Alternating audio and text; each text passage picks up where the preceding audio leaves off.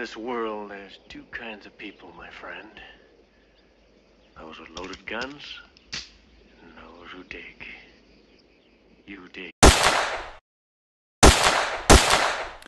Alors maintenant que nous avons vu pourquoi utiliser l'option, nous allons voir quelque chose d'extrêmement important, que sont les deux concepts de possession d'actifs et de contrôle d'actifs.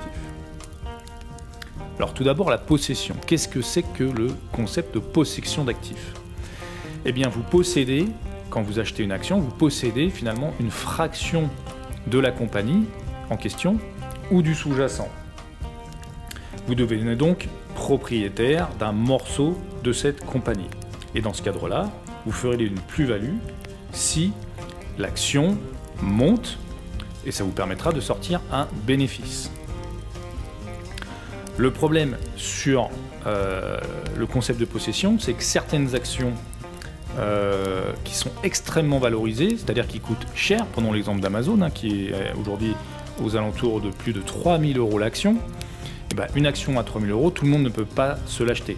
Donc le coût d'acquisition est cher et ça va vous réduire les opportunités d'investissement en fonction de vos capacités d'investissement.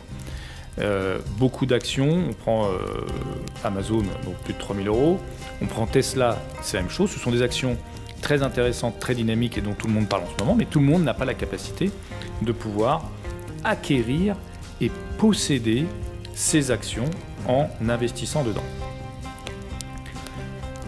Maintenant, nous allons voir le concept de contrôle d'actifs. Alors, le contrôle d'actifs, ça veut dire que vous allez posséder le droit de posséder une petite partie d'une entreprise. Vous avez donc acheté un droit. Vous possédez le droit de quelque chose et ce quelque chose, c'est le droit de posséder. Donc c'est une phrase un peu tarabiscotée, mais quand vous contrôlez, vous possédez le droit de posséder. Vous pouvez faire du profit en contrôlant une action que quelqu'un d'autre souhaite posséder finalement. Donc c'est pas vous qui allez posséder l'action, vous allez contrôler l'actif ou l'action de quelqu'un d'autre.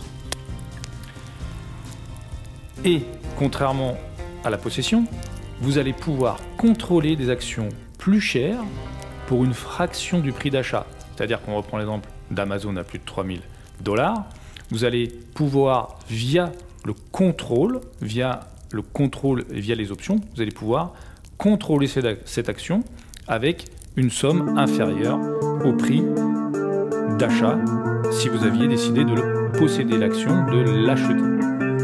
N'hésitez pas à bien sûr vous abonner et à cliquer sur la cloche et tout. Ça va nous aider à sortir de plus en plus de contenu sur du contenu francophone, sur les options, sur la toile. Gardez la pêche et à bientôt. Ciao!